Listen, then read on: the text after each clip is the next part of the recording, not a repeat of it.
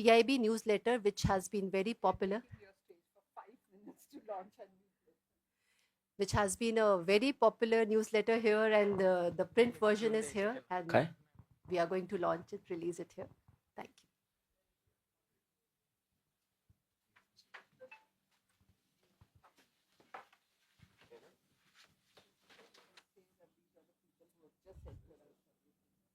Okay, so the people who are here with us, who have worked diligently on this newsletter, they have just entered the service, Indian Information Service, the prestigious service of which brings the officers to Press Information Bureau, and they all have worked diligently on this newsletter, which will be released shortly. A beautifully designed cover, if you could say. And this will be a daily feature here. It will be available on the newsstands, which can be picked up for the daily updates on what all is happening here at IFFI every day.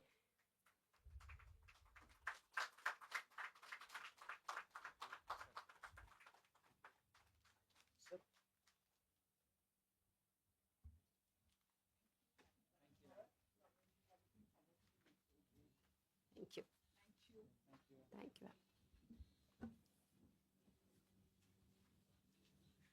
So before we proceed, let me remind you that this particular news conference and all the other press conferences which will be happening in this hall would be telecast live on the YouTube channel of PIB. And today we are beginning this press conference with a very special movie. It's called Bilyarista. So this movie is based on the name of this movie is based on the billiards play,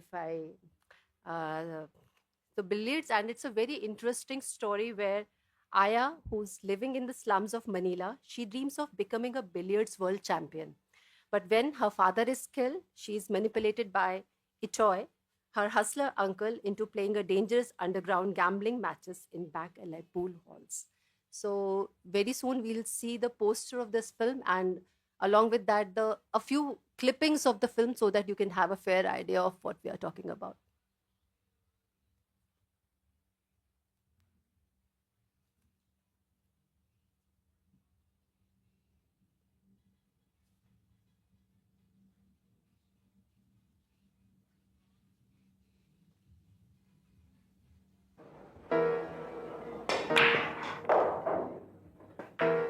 Puro pagkontra, puro puna, puro paghila sa amin nila.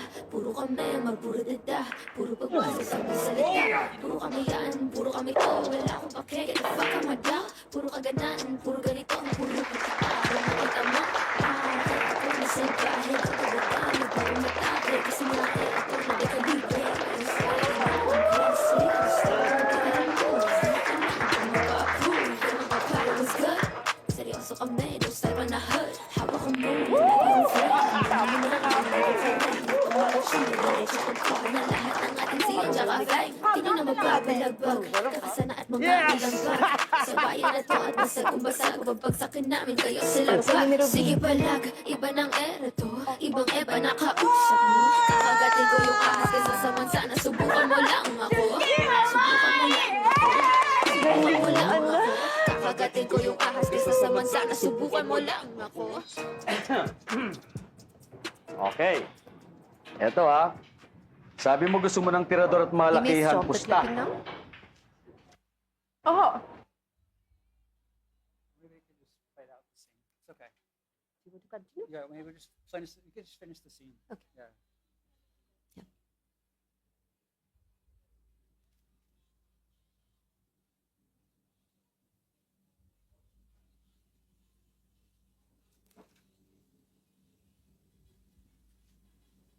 No, okay. Okay. Okay, let us continue. More screen time. All right. So, since you have seen the preview, now I'll introduce you with the team of the film. We have director and writer Phil Giordano, actor John Ursula, and producer Shreyam Ghosh with us. And let us begin with you, like how this movie happened, what is it all about? Just share it. Yeah. So I was making a short film, and so I came across this the idea of this movie about 10 years ago, I was making a short film, and one of the actors in the film, I was researching his life, and he was homeless. He didn't know how to read or write, but we went to a pool hall, and he had this like expensive pool cue. He was 12 years old, but he beat this like older, 40-year-old guy, and it really immersed me into this idea of like the subculture of like gambling in the Philippines for money, and how certain people can become like breadwinners for their family through gambling. And I thought that was really interesting. And I learned that the Philippines has the most world champions in the world. The Philippines is the best in the world at pool. So I started learning about how this all these elements came together to create some of the best pool players in the world, and how the money games and the world of money games and tournaments kind of clash. And the film is about the intersection of those two things. John, would you like to add something to it? How was your experience with the movie? Experience. John, I would like to excuse.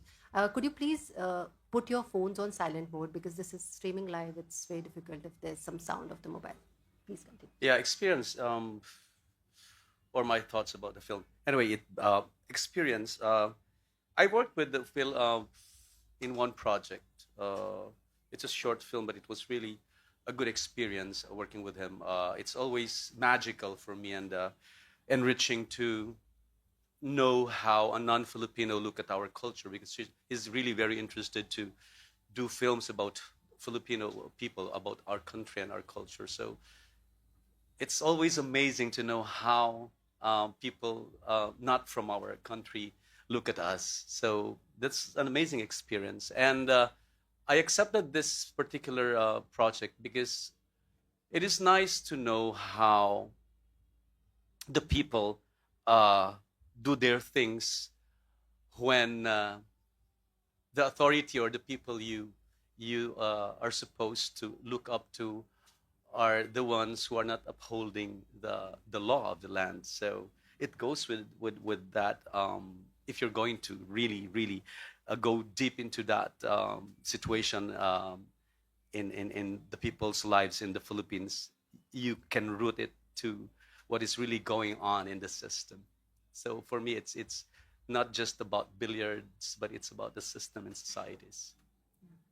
Shreya, what brought you to this project, and how was your experience?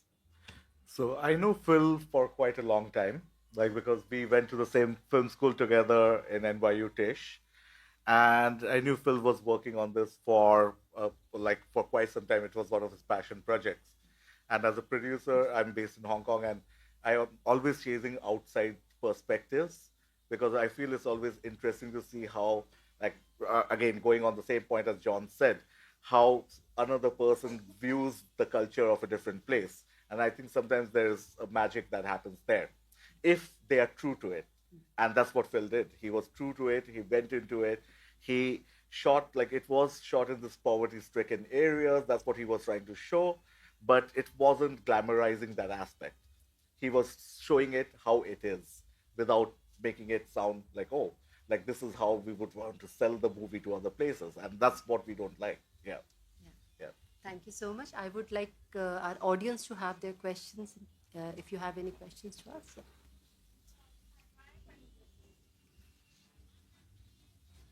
Well, first and foremost, I'm so very thankful, Shubarum. I'm thankful is Tanya. Dhanyawad. I'm very thankful that there's a lot of people here. I mean, you attended this conference, and it's amazing for us that it's like a full house. Thank you so much. Thank you. Thank you for coming. And my question is for the director, Phil. You said that you were inspired to make the movie because of a 12-year-old boy who was really good at billiards. What made you change the protagonist from a boy to a girl, and what brought on that gender perspective? Yeah, so the way I work is I don't like to have things come from me. I like to do a lot of research, really immerse myself. And I started noticing that there was a lot of female world champions also. So, Efren Bata Reyes is considered the greatest of all time. And then Django Bustamante, and they're both in the film, two of the greatest of all time. And then I started noticing, I met a girl, I met several I met the world champion that was Filipina, and I met a girl that was about to become the world champion. You could just feel it. Like you talk to her, the way she plays, and just learning about her life and the struggles, and then it's like a man's world. It's like they've got posters of sexy women on the wall, men that have no shirts on, they're all drinking. I thought it'd be more fascinating to tell the story from a woman's perspective. And then I think about John and how powerful he is, and I wanted to play with that power dynamic. So for me, that's why I switched it. Yeah. Great perspective. Next question. I have a question. So it's first of all great to have you all here. We are really honored to have you. So I was looking at the poster and it's a wonderful poster and the caption that has been given here has really caught my attention. So the greatest gamble is risking nothing at all. So how did you, as the title, how did you come to this caption and how it summarizes the real theme of the movie? Yeah, so I met a lot of people that are incredibly talented, and they could become world champions. And it's really, they limit themselves by who they surround themselves with, the decisions they make. And it's ironic that like the film was about gambling. Like I met these people that they could die if they lose, or they play the way they play. They're really risking bodily harm, but they don't take the risk to try to escape their current situation and become play in tournaments or escape a relationship that's very manipulative. So it's about gambling on yourself. Yeah. I think life in general is like also gambling, a gamble. So it is a good comparison, or how do you call it?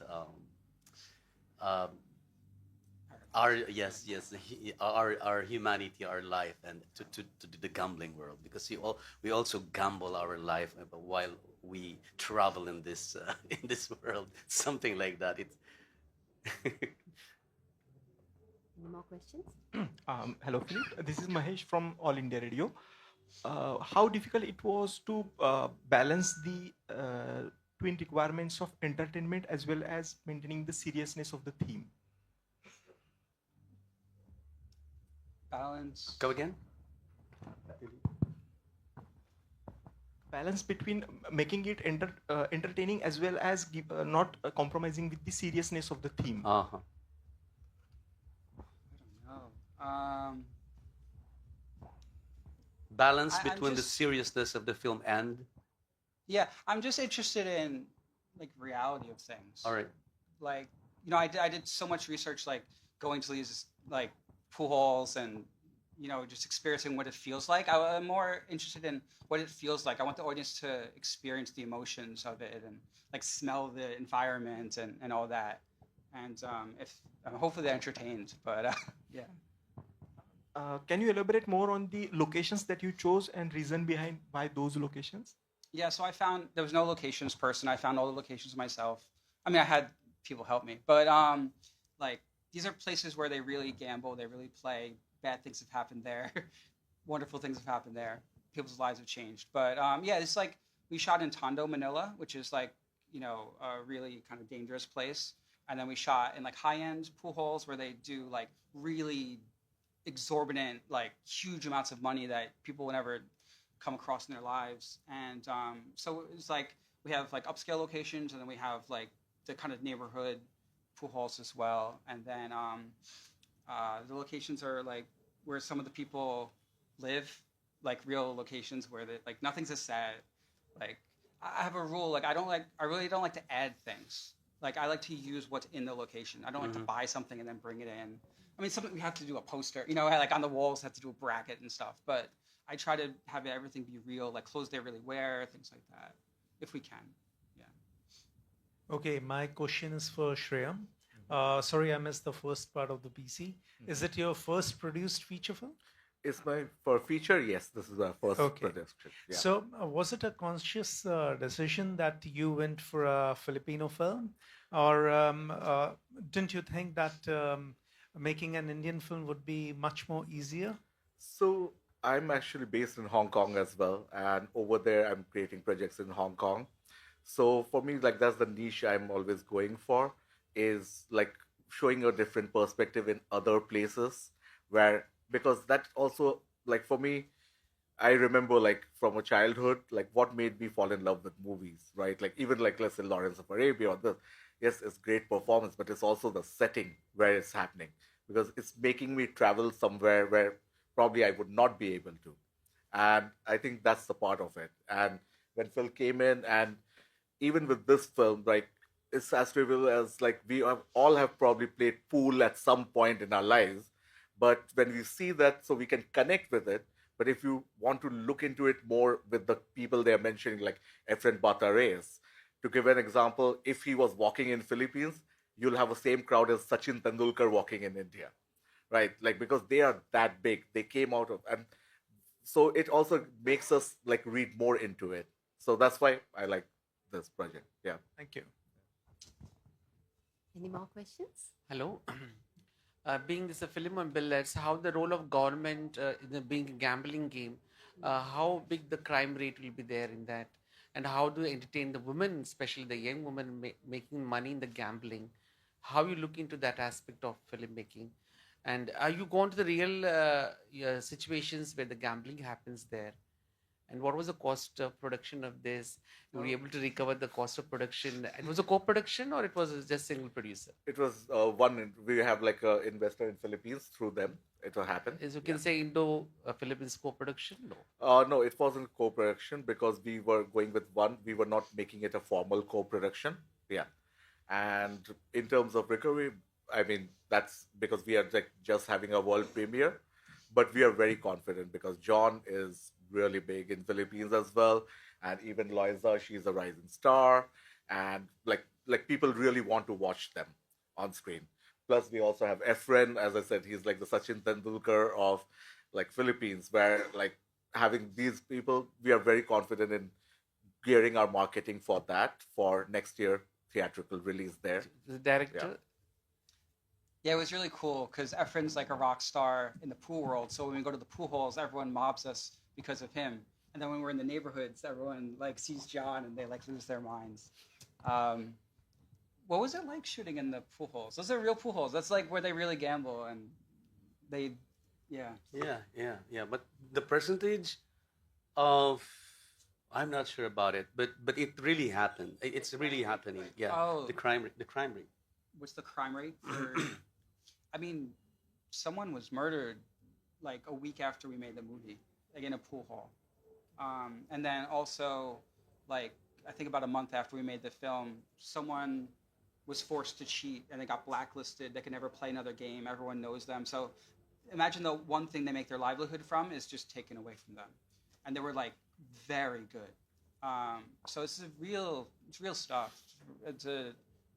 And we deal with police corruption a little bit in the film, and it's a huge thing in the Philippines. And speaking about producing, I only took 1/3 of my talent fee because I believe in. So it's like I'm co-producing. No, it's fine. I mean, it's like co-producing because I believe in Phil and his works and his visions. But yeah. We're very lucky to have you. Yeah. Okay, my We question. couldn't have done without that. Last question. Okay, ma'am. My question is for John Arcia. You're not playing the most morally upright character. Come again? So you're not playing the most morally upright character, right? So what were the parts that made you empathize with him, and what were the parts about his character that you actually liked and was part of you? Usually as an actor, I don't really see characters as black and white. We are all gray characters. I mean, we cannot always say that we are always in a positive side. There's always a dark and the positive or the opposite side of every human being. It is just when we start to choose between the two or in the middle, this is how we become what we are. And that's how I work with every other character I do. So I played him not as a villain or antagonist. I played him as a person who is also in need of something or who wants to survive. So it is just that when crisis comes and when the dilemma comes, and it will be up to his decisions and choices that will make him who he is. and that's how I work with Itoy. When he decided to pursue on gambling and using his niece without him thinking that it's actually a manipulation, uh, the audience will see that, even if Itoy doesn't look at it that way. But since it is in the narrative, I mean, it is very clear who he is. Yeah, does it make sense? I'm Thank you so sure much. after this enriching conversation, we all would like to see this, watch this film. Thank you so much, all of you, for this enriching experience, which has brought us closer to the culture as well. And with this, we would like to announce the end of this press conference, and we have a small memento which we want to share with the team. So for this, I would like you to come forward. Thank you so much. Thank you.